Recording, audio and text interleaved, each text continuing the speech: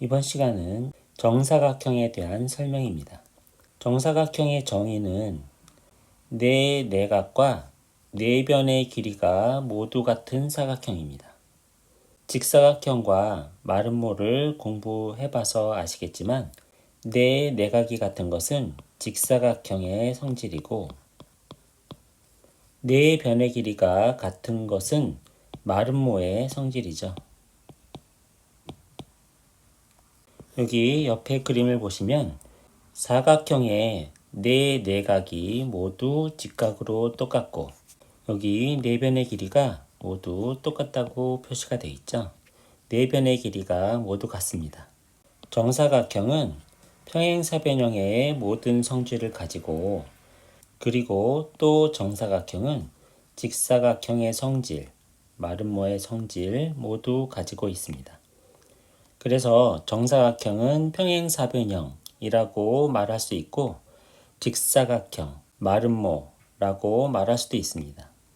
이 내용이 조금 헷갈린다면 평행사변형과의 관계는 이렇게 생각을 안 하시고 여기 평행사변형에 대한 내용은 다 빼고 정사각형은 직사각형이고 정사각형은 마름모다. 직사각형과 마름모의 성질을 그대로 모두 가져온 것이 정사각형이다. 이렇게 생각해도 좋겠습니다. 정사각형의 성질은 이게 굉장히 복잡해 보이는데요. 사실은 지난 시간에 했던 직사각형의 성질하고 마름모의 성질을 모두 가져온 것입니다. 복습 차원에서 한 번 더 설명을 드리겠습니다. 정사각형의 두 대각선은 길이가 같다고 되어 있습니다. 이 옆에 그림을 보시면 삼각형 ABC와 삼각형 DCB 이 두 개의 삼각형을 비교해 봤을 때 이 AB랑 DC는 평행사변형 성질에 의해서 두 개의 길이가 같죠. 그리고 BC는 서로 공통이기 때문에 길이가 같습니다. 그리고 사이각, 요 각과 요 각의 크기는 직사각형 성질에 의해서 90도이죠. 그래서 두 삼각형은 SAS 합동이 됩니다. 두 삼각형이 합동이기 때문에 대응되는 요 AC와 DB 두 개의 선분의 길이는 똑같습니다. 그리고 서로 다른 것을 수직 이등분한다 라고 되어 있는데 이것도 이것을 보면서 설명을 드리겠습니다. 지우고 다시 설명을 드리겠습니다. 이번에는 두 개의 삼각형 AOB와 AOD 두 개의 삼각형을 비교할 텐데요. 선분 BO와 선분 DO는 평행사변형 성질에 의해서 길이가 똑같습니다. 그리고 선분 AB와 선분 AD는 마름모 성질에 의해서 길이가 똑같고 선분 AO는 두 개가 공통으로 가지고 있는 선분이기 때문에 길이가 똑같죠. 그래서 두 삼각형은 SSS 합동이 되는 것입니다. 그래서 결국 선분 BD와 선분 AC는 서로 수직 이등분 되는 것이죠. 여기 오타가 있는데 각 AOB 그리고 각 AOD겠죠. 그리고 여기 선분 AC와 선분 BD가 서로 수직으로 만나는 것이죠.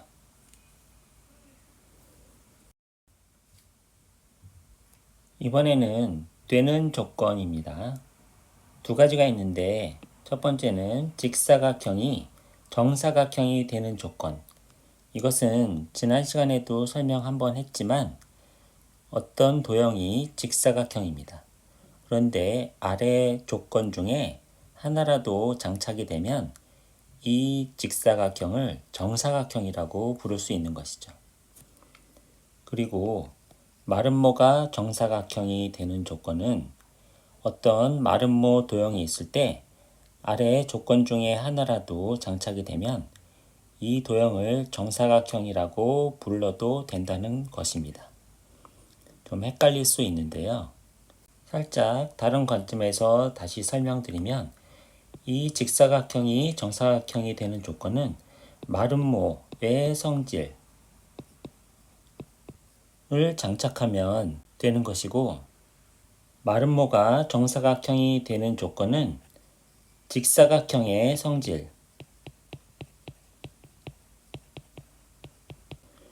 장착하면 되는 것입니다. 정사각형은 직사각형의 성질과 마름모의 성질 두 개를 모두 가지고 있어야 되는 것이기 때문에 직사각형이라면 마름모의 성질을 추가로 가지면 정사각형이 되고, 마름모였다면 직사각형의 성질을 추가로 가지면 정사각형이 되는 것입니다. 이것을 그림으로 그려봤는데요. 어떤 직사각형이 있습니다. 마름모의 성질 두 개 중에 한 개라도 가지게 되면 이 도형은 정사각형이 된다는 것이죠. 그리고 마름모가 있습니다. 이 마름모에서 직사각형의 성질 중에 하나라도 가지게 되면 이 도형이 정사각형이 된다는 것입니다. 이것은 지난 시간에 설명한 평행사변형이 직사각형이 되는 조건, 평행사변형이 마름모가 되는 조건과 똑같습니다. 복습 차원에서 한번 정리해 보시기 바랍니다. 이번에는 등변 사다리꼴에 대한 설명입니다. 지금까지 평행사변형과 직사각형, 마름모, 정사각형에 대한 설명을 했는데, 정사각형보다 더 많은 조건을 가지는 사각형은 없습니다. 그래서 이번에는 평행사변형 이전에 사다리꼴에 대한 설명 내용입니다. 먼저 사다리꼴에 대한 정의는 한 쌍의 대변이 평행한 사각형. 평행사변형은 두 쌍의 대변이 평행한 사각형을 말하죠. 그런데 사다리꼴은 두 쌍이 아니라 한 쌍만 평행하면 사다리꼴이 되는 것입니다. 여기 그림을 참고해 보시면 요 AD와 BC 한 쌍만 평행하면 이것을 사다리꼴이라고 할 수 있는 것이죠. 사다리꼴 중에 등변 사다리꼴이라는 게 있네요. 이것은 아랫변의 양 끝과 크기가 같은 사다리꼴을 말합니다. 등변 사다리꼴이라고 하면 변의 길이가 똑같은 사다리꼴이라고 생각이 드는데, 정의는 아랫변의 양 끝과 크기가 같은 사다리꼴이라고 되어 있습니다. 이것도 좀 아쉽죠? 이것을 그림으로 설명하면 각 B와 각 C가 같다는 얘기입니다. 등변 사다리꼴 정의를 외울 때 좀 조심하시기 바랍니다.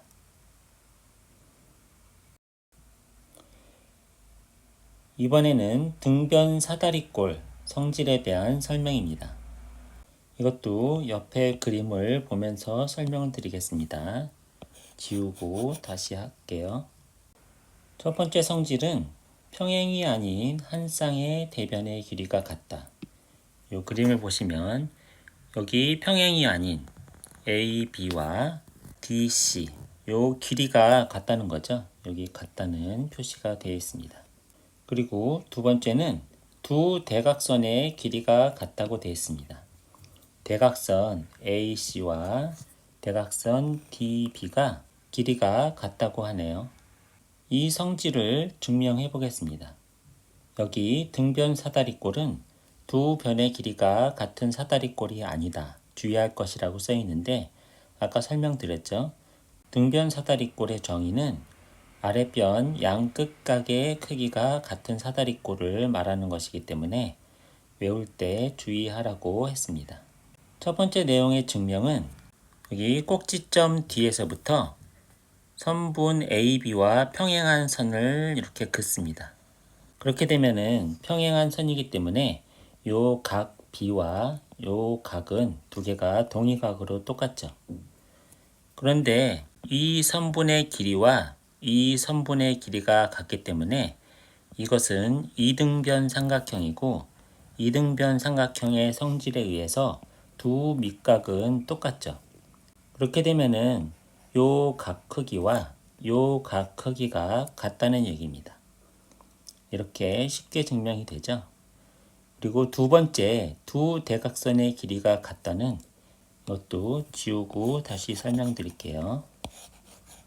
삼각형 ABC 그리고 삼각형 DCB, 이 두 개의 삼각형을 비교해 봤을 때 이 AB는 DC와 길이가 똑같고 BC는 공통으로 가지고 있고, 그 다음에 이 각의 크기가 똑같기 때문에 SAS 합동이죠.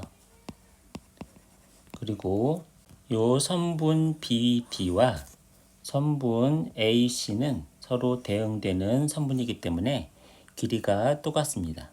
그래서 두 대각선의 길이가 같게 되는 것이죠. 두 개 다 그렇게 어렵지 않게 증명을 했습니다.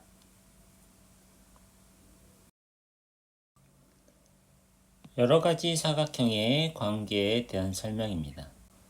다각형부터 한번 생각을 해볼까요? 다각형은 여러 개의 선분, 곡선이 아니죠. 곡선이 아닌 선분으로 이루어져 있어야 되고, 그 다음에 둘러싸인, 선분으로 둘러싸인 도형을 우리는 다각형이라고 1학년 때 배웠습니다. 그런 다각형 중에 선분 4개로 이루어진 것이 사각형인 거죠.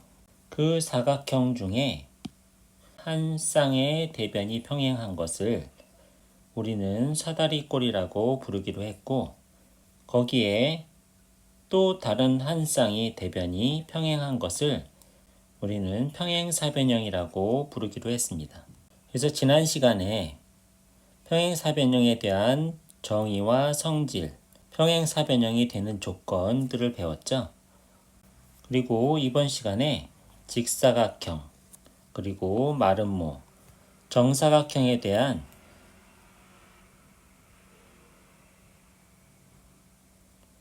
정의와 성질에 대해서 배웠습니다. 그리고 되는 조건들도 배웠죠. 그리고 마지막으로 사다리꼴 중에 등변 사다리꼴에 대해서 배웠습니다. 지금까지 사각형에 대해서 많은 것을 배웠는데, 지난 시간과 이번 시간에 설명한 내용들을 이 그림을 보고 한번 리마인드 하시기 바랍니다. 이 사각형의 포함관계에 대한 그림도 그릴 수 있어야겠고, 이 그림을 보고 지금까지 배웠던 내용도 바로바로 기억이 날 수 있어야 되겠습니다. 지금까지 삼각형과 사각형에 대한 공부하시느라 수고가 많았습니다. 중간고사에서 좋은 성적 받기를 바라겠습니다.